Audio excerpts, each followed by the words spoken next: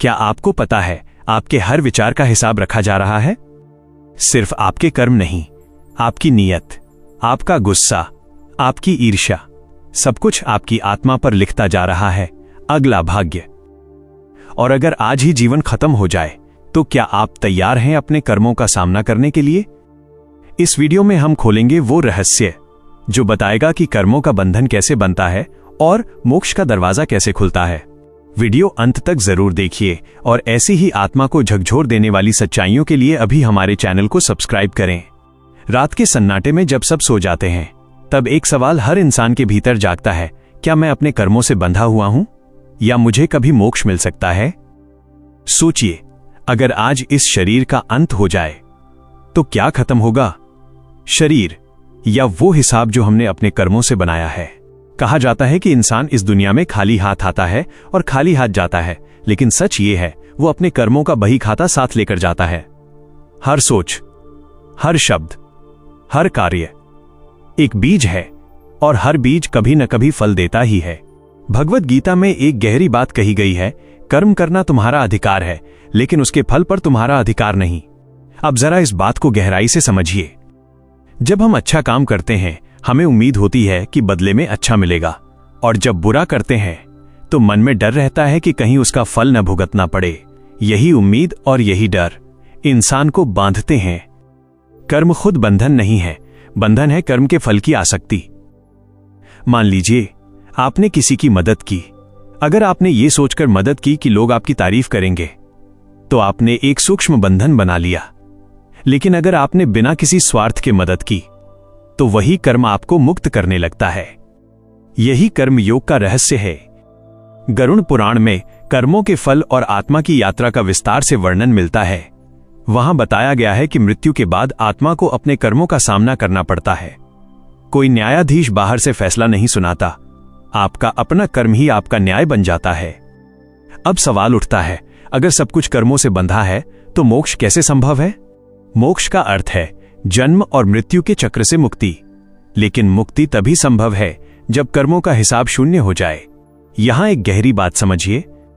कर्म 3 प्रकार के होते हैं। संचित कर्म जो पिछले जन्मों से जमा है, प्रारब्ध कर्म जो इस जन्म में फल दे रहे हैं, और क्रियमाण कर्म जो हम अभी कर रहे हैं।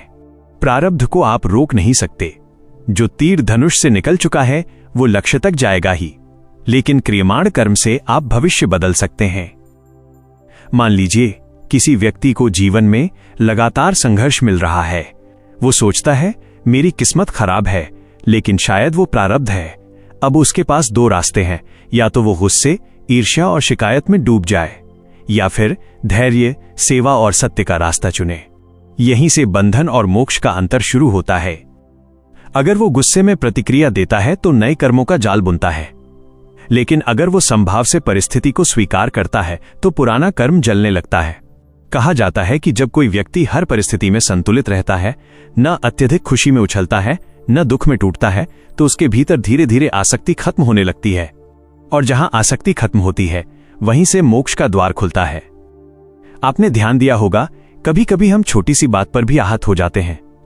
क्यों? क्योंकि हमने अपने अहंकार को पकड़ रखा है। अहंकार भी एक कर्म है। मैं का भाव, मेरे साथ ऐसा कैसे हुआ, यही भाव आत्मा को शरीर और परिस्थितियों से बांध देता है।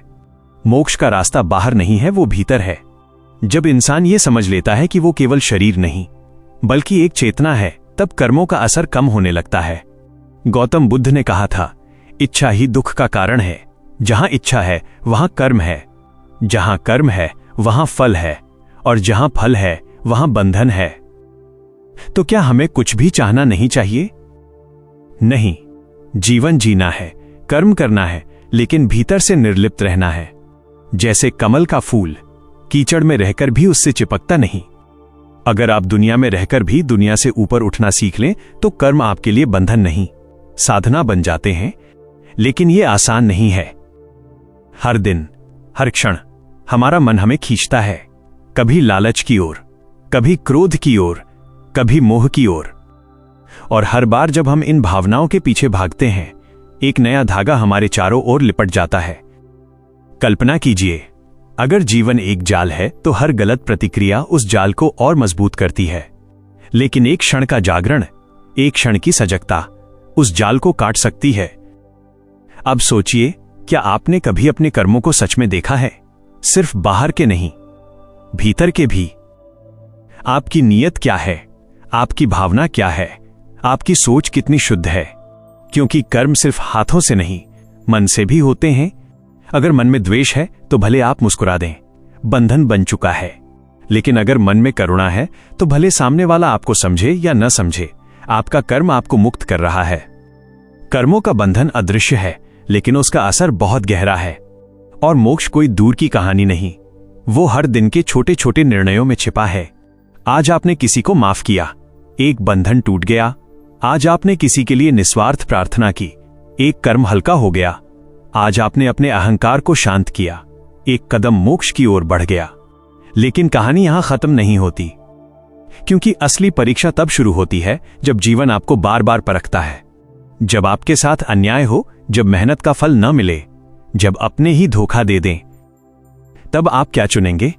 क्रोध या करुणा, बदला या क्षमा, शिकायत या समर्पण? यहीं तय होगा आप कर्मों के जाल में और उलझेंगे या उससे ऊपर उठेंगे। आगे इस रहस्य को और गहराई से समझेंगे कि कैसे साधारण जीवन जीते हुए भी कोई व्यक्ति कर्मों से मुक्त हो सकता है और कैसे कुछ छोटी सी आदतें पूरे जन्मों का हिसाब बदल सकती हैं।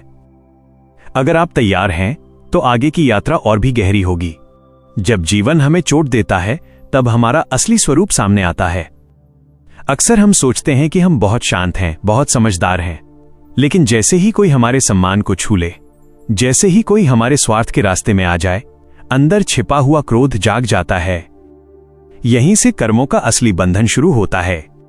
क्योंकि कर्म केवल बाहरी क्रिया नहीं है, कर्म एक प्रतिक्रिया है, और प्रतिक्रिया तब जन्म लेती है जब हम भीतर से अस्थिर होते हैं। सोचिए, अगर कोई आपको अपमानित करे और आप मुस्कुराकर आगे बढ़ जाएं, तो क्या हुआ? उस क्षण आपने अपने अहंकार को जीत लिया, और जहां अहंकार हारता है वहां आत्मा हल्की होती है। लेकिन अगर वही बात आपके भीतर दिनों तक जलती रहे, आप बदला लेने की योजना बनाते रहें, तो भले आपने बाहर कुछ ना किया हो, अंदर एक नया कर्म जन्म ले चुका है। यही सूक्ष्म कर्म है जो दिखाई नहीं देता, पर आत्मा पर छाप छोड़ देता है।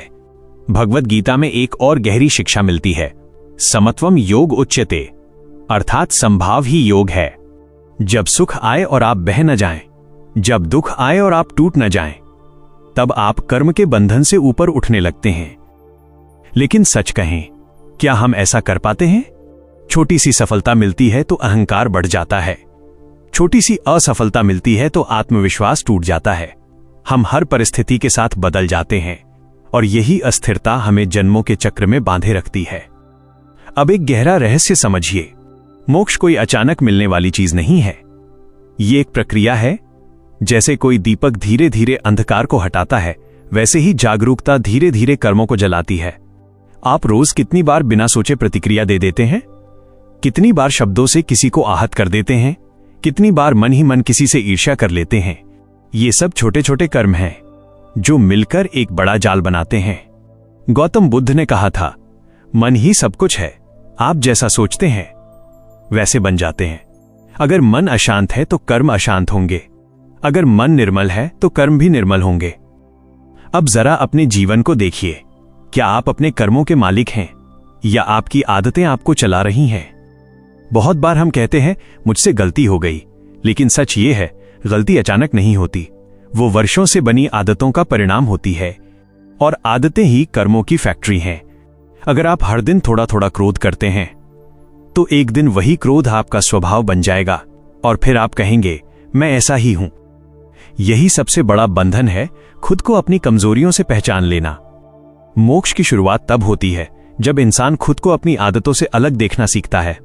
जब वो कहता है, मैं क्रोध नहीं हूं, मैं ईर्ष्या नहीं हूं, मैं अहंकार नहीं हूं, ये सब मेरे भीतर उठने वाली लहरें हैं, पर मैं लहर नहीं, मैं सागर हूं। उस दिन पहली बार आत्मा स्वतंत्रता का स्वाद चखती है। लेकिन यहां एक और कठिन परीक्षा है। कभी कभी हम अच्छा बनने की कोशिश करते हैं, लेकिन सामने वाला बदलता नहीं। हम क्षमा करते हैं, पर वही व्यक्ति फिर चोट देता है। तब मन कहता है अब बस, अब मैं भी वैसा ही बन जाऊंगा। यहीं पर असली युद्ध है, क्योंकि मोक्ष का रास्ता दूसरों को बदलने से नहीं, खुद को स्थिर रखने से बनता है। अगर कोई आपके साथ गलत करता है तो उसका कर्म उसके साथ रहेगा, लेकिन आप उस गलत को पकड़कर बैठ जाएं तो उसका बोझ आपके ऊपर आ जाएगा। समझिए, दुनिया एक परीक्षा कक्ष है। हर परिस्थिति एक प्रश्न है और आपका उत्तर ही आपका भविष्य बनाता है। अगर आपने क्रोध चुना तो अगला प्रश्न और कठिन होगा। अगर आपने धैर्य चुना तो आप एक स्तर ऊपर उठ जाएंगे। यही कर्मों का गणित है। गरुड़ पुराण में आत्मा की यात्रा का जो वर्णन मिलता है वो केवल डराने के लिए नहीं है, वो समझाने के लिए है कि हर कर्म का प्रभाव गहरा है। लेकिन इसका अर्थ ये नहीं कि जीवन से भाग जाओ। मोक्ष का अर्थ यह नहीं कि जंगल चले जाओ।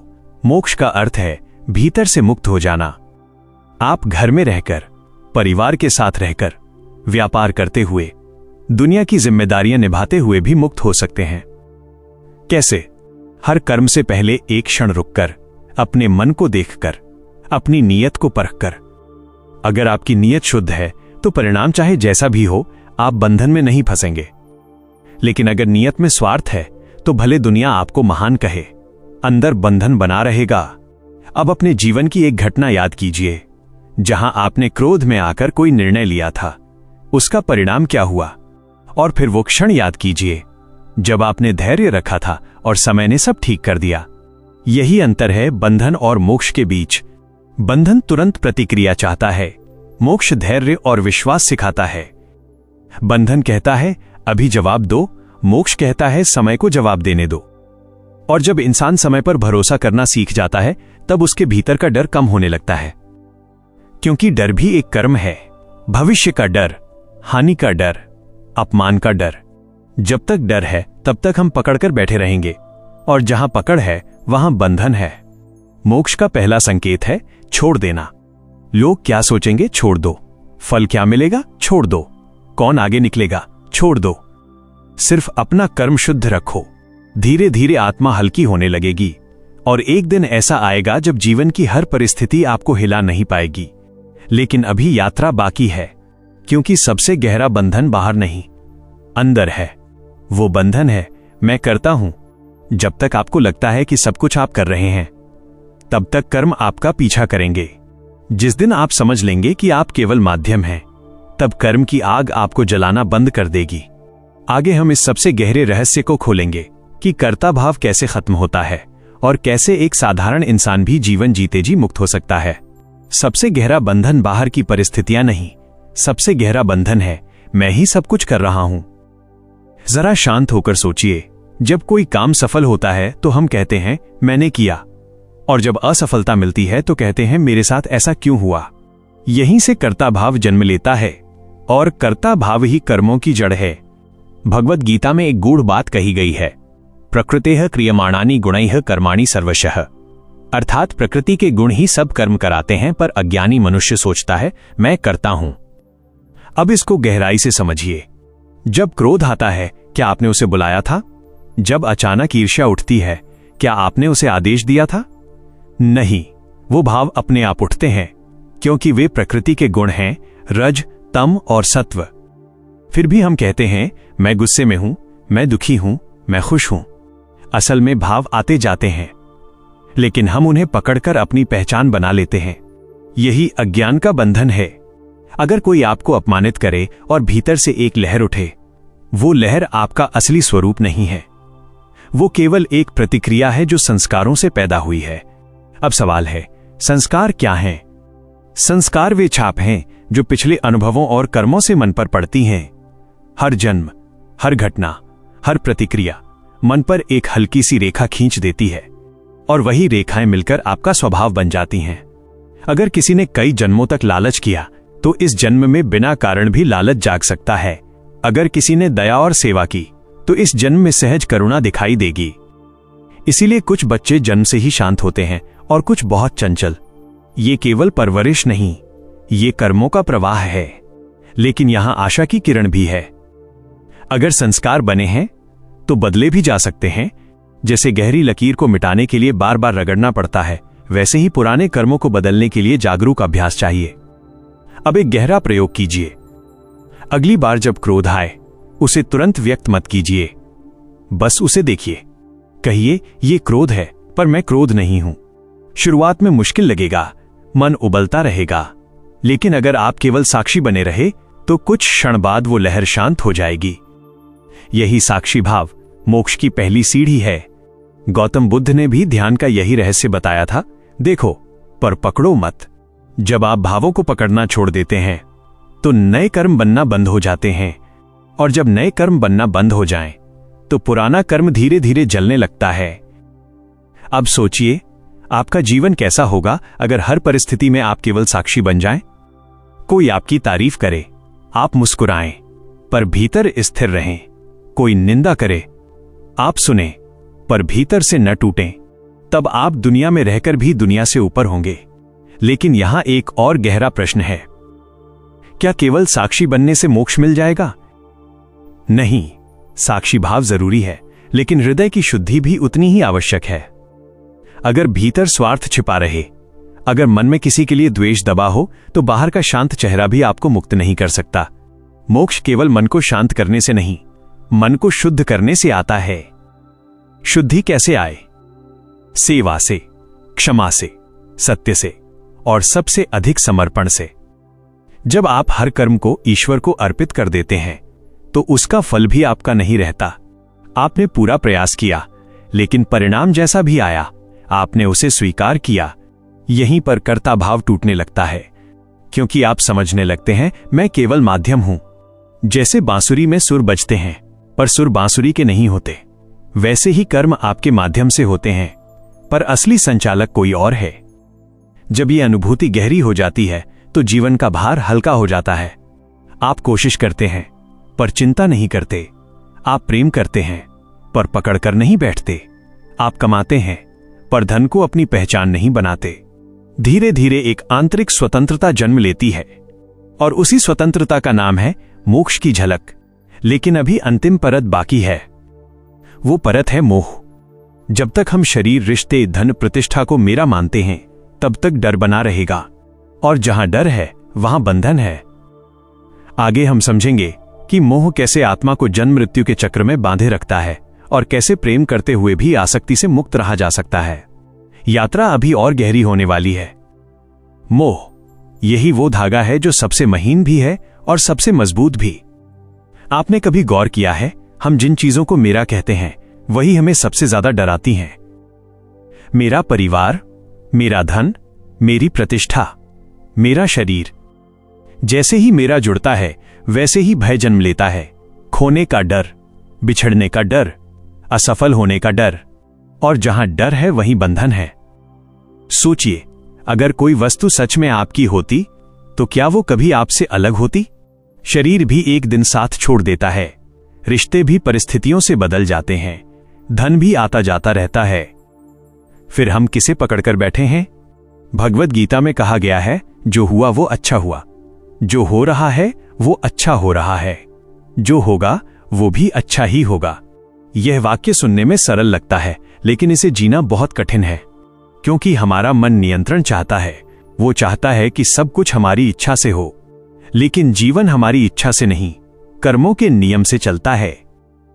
अब एक गहरी बात समझिए, मोह और प्रेम अलग चीजें हैं। मोह कहता है तुम मेरे हो, प्रेम कहता है तुम स्वतंत्र हो। मोह में पकड़ है, प्रेम में समर्पण है।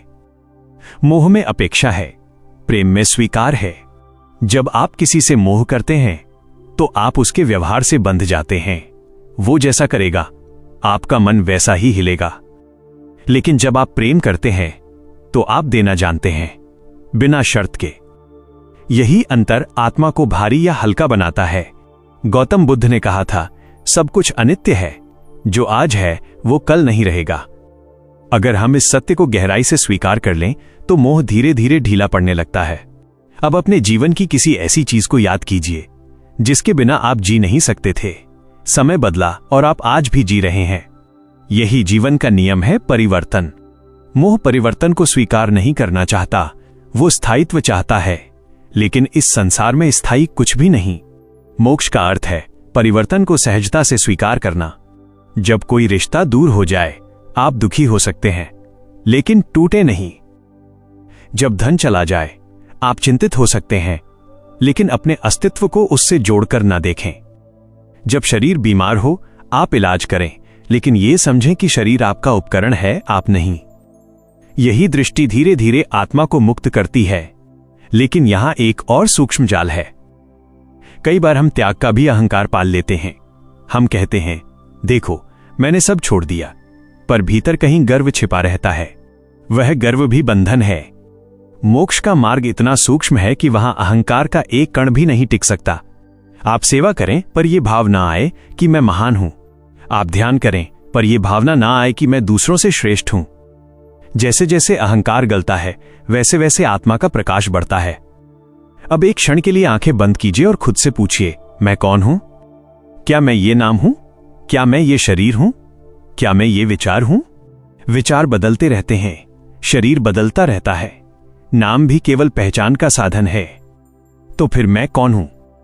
जब यह प्रश्न भीतर गूंजता है और आप उसे ईमानदारी से खोजने लगते हैं, तो कर्मों का जाल ढीला पड़ने लगता है, क्योंकि तब आप बाहरी पहचान से हटकर अपने असली स्वरूप की ओर बढ़ रहे होते हैं। और असली स्वरूप कभी बंधता नहीं। बंधन मन का है, मोक्ष आत्मा की प्रकृति है। जैसे सूरज हमेशा चमकता है, बादल केवल उसे ढक लेते हैं, वैसे ही आत्मा हमेशा मुक्त है, कर्म और मोह केवल उसे ढक लेते हैं। जब जागरूकता की हवा चलती है तो ये बादल छंटने लगते हैं, और एक दिन ऐसा आता है जब भीतर गहरी शांति उतरती है। न किसी से शिकायत, न किसी से अपेक्षा, न भविष्य का भय, न अतीत का बोझ, बस वर्तमान का शांत अनुभव। लेकिन अभी अंतिम रहस्य शेष है। कर्मों का बंधन पूरी तरह कैसे टूटता है? क्या केवल समझ से या किसी गहरे आत्मबोध से? आगे हम उस अंतिम सत्य की ओर बढ़ेंगे, जहां आत्मा और परम सत्य के मिलन का अनुभव होता है और जहां से जन्म मृत्यु का चक्र समाप्त होने लगता है। यात्रा अपने निर्णायक मोड़ पर पहुंचने वाली है। अब हम उस अंतिम मोड़ पर खड़े हैं, जहां समझ केवल शब्द नहीं रहती, अनुभव बन जाती है। अब तक आपने जाना कर्म क्या है, बंधन कैसे बनता है, कर्ता भाव कैसे जकड़ता है, मोह कैसे आत्मा को भारी करता है। लेकिन अब प्रश्न ये है, कर्मों का बंधन पूरी तरह टूटता कैसे है? क्या केवल अच्छे कर्म करने से? क्या केवल पूजा पाठ से? क्या केवल ज्ञान सुन लेने से? नहीं, बंधन तब टूटता है जब मैं टूटता है। जब तक भीतर कहीं यह भाव छिपा है कि मैं साधक हूं, मैं जानने वाला हूं, मैं आगे बढ़ रहा हूं, तब तक एक सूक्ष्म अहंकार जीवित है। मोक्ष का अंतिम द्वार तब खुलता है जब कर्ता, भोक्ता और जानने वाला तीनों भाव शांत हो जाते हैं। भगवद गीता में भगवान कृष्ण अर्जुन से कहते हैं, सर्वधर्मान परित्यज्य मामेकम शरणम व्रज। सब धर्मों को छोड़कर मेरी शरण में आओ। इसका अर्थ केवल धार्मिक अनुष्ठान छोड़ना नहीं है। इसका अर्थ है अपने मन की जिद छोड़ देना, अपने नियंत्रण की चाह छोड़ देना, अपने मैं को समर्पित कर देना। जब आप हर कर्म को समर्पित कर देते हैं तो उसका बोझ आपके कंधों से उतर जाता है। आप प्रयास करते हैं पर परिणाम को पकड़कर नहीं बैठते। आप प्रेम करते हैं पर सामने वाले को बांधने की कोशिश नहीं करते। आप कमाते हैं पर धन को अपना स्वामी नहीं बनने देते। यही जीवन में जीते जी मुक्ति की शुरुआत है। अब एक और गहरी बात समझिए, कर्म का बंधन तब तक रहता है जब तक भीतर इच्छा है। इच्छा ही अगला जन्म बनाती है। अगर इस जन्म में कोई अधूरी चाह रह गई तो वही चाह आत्मा को फिर खींच लाएगी। इसीलिए कहा गया है, इच्छाओं का अंत ही मोक्ष का आरंभ है। लेकिन इसका अर्थ ये नहीं कि जीवन से भाग जाओ, बल्कि इसका अर्थ है इच्छा को जागरूकता से देखो। इच्छा उठे, उसे दबाओ मत, पर उसके पीछे अंधे होकर मत भागो। जब आप इच्छा को देखते हैं तो आप उससे अलग हो जाते हैं, और जहां अलगाव है वहां स्वतंत्रता है। गौतम बुद्ध ने निर्वाण को इसी अवस्था का नाम दिया जहां तृष्णा शांत हो जाती है। तृष्णा शांत होते ही मन शांत होता है, मन शांत होते ही कर्म रुकते हैं, कर्म रुकते ही बंधन समाप्त होने लगते हैं। अब एक पल के लिए अपने जीवन को ऊपर से देखिए। आपने कितनी चीजों के लिए संघर्ष किया, कितनी चीजें पाई, और फिर भी मन पूरी तरह संतुष्ट नहीं हुआ। क्यों? क्योंकि बाहरी उपलब्धियां मन को थोड़ी देर के लिए भरती हैं, पर आत्मा को नहीं। आत्मा को चाहिए शांति, और शांति बाहर नहीं मिलती। जब आप भीतर स्थिर हो जाते हैं, जब आप हर परिस्थिति को स्वीकार कर लेते हैं, जब आप खुद को शरीर और विचारों से अलग अनुभव करने लगते हैं, तब एक नई अनुभूति जन्म लेती है। वो अनुभूति शब्दों से परे है, वो केवल महसूस की जा सकती है। जैसे समुद्र की गहराई में पूर्ण शांति होती है, ऊपर चाहे कितनी भी लहरें उठें, वैसे ही भीतर की चेतना स्थिर रहती है। जब यह स्थिरता स्थायी हो जाए, तब जीवन कर्म करता हुआ भी आपको बांध नहीं पाता। यही जीवन मुक्ति है। आप चलते हैं, पर भीतर मौन है। आप बोलते हैं, पर भीतर शांति है। आप कार्य करते हैं, पर भीतर कोई करता नहीं। और जब करता नहीं, तो कर्म का बंधन नहीं। अब प्रश्न यह नहीं कि मोक्ष मृत्यु के बाद मिलेगा या नहीं। प्रश्न यह है, क्या आप अभी मुक्त होना चाहते हैं? मुक्ति कोई भविष्य की घटना नहीं है, यह हर क्षण का चुनाव है। अभी, इसी क्षण, आप किसी से क्रोध रख सकते हैं या क्षमा कर सकते हैं। आप शिकायत कर सकते हैं या कृतज्ञता चुन सकते हैं। आप डर में जी सकते हैं या विश्वास में। हर छोटा चुनाव या तो बंधन की ओर ले जाता है या मुक्ति की ओर। याद रखिए, आत्मा कभी बंधी नहीं थी, वो केवल भूल गई थी कि वो स्वतंत्र है। जागरण ही मोक्ष है, समर्पण ही मुक्ति है, शुद्ध प्रेम ही अंतिम सत्य है। अब यात्रा यहां एक ठहराव लेती है, लेकिन अंत नहीं, क्योंकि असली कहानी तब शुरू होती है जब आप इस ज्ञान को सुनकर केवल प्रेरित नहीं, बल्कि परिवर्तित होने का निर्णय लेते हैं। अगर आप सच में कर्मों के बंधन से मुक्त होना चाहते हैं, तो आज से हर दिन एक छोटा अभ्यास शुरू कीजिए। हर रात सोने से पहले खुद से पूछिए, आज मैंने किस बात पर अनावश्यक प्रतिक्रिया दी, और फिर उसे मन ही मन छोड़ दीजिए। धीरे धीरे आप देखेंगे, मन हल्का हो रहा है, डर कम हो रहा है और भीतर एक अनजानी शांति उतर रही है। यही संकेत है कि कर्मों का जाल ढीला पड़ रहा है। यात्रा लंबी है, लेकिन दिशा सही हो तो हर कदम ही मोक्ष है। तो आज की इस गहरी यात्रा में हमने समझा, कर्म केवल हाथों से नहीं होते, वो मन से होते हैं, भाव से होते हैं और मैं के भाव से बंधन बनाते हैं। जब तक हम हर घटना को पकड़कर बैठे रहेंगे, हर अपमान का हिसाब रखेंगे, हर इच्छा को जरूरी समझेंगे, तब तक कर्मों का चक्र चलता रहेगा। लेकिन जिस दिन हम साक्षी बनना सीख लेंगे, समर्पण को अपनाएंगे और हर कर्म को शुद्ध नियत से करेंगे, उस दिन से मुक्ति की यात्रा शुरू हो जाएगी। याद रखिए, मोक्ष कहीं दूर नहीं है, वो आपके हर छोटे निर्णय में छिपा है, आपकी हर क्षमा में छिपा है, आपकी हर जागरूक प्रतिक्रिया में छिपा है। अगर आज की ये बात आपके दिल को छू गई हो, अगर आपको लगा हो कि सच में जीवन को देखने का नजरिया बदल सकता है, तो इस वीडियो को लाइक जरूर करें, कमेंट में लिखें मैं जागरूक हूं, ताकि आप खुद से एक वचन ले सकें और इस ज्ञान को अपने दोस्तों और परिवार के साथ शेयर करें। ऐसी ही गहरी और आत्मा को छू लेने वाली वीडियो के लिए हमारे चैनल को सब्सक्राइब करना बिल्कुल न भूलें, क्योंकि अगली यात्रा में हम और भी गहरे रहस्यों को खोलने वाले हैं। तब तक याद रखिए, बंधन मन का है और मुक्ति आपकी असली प्रकृति है।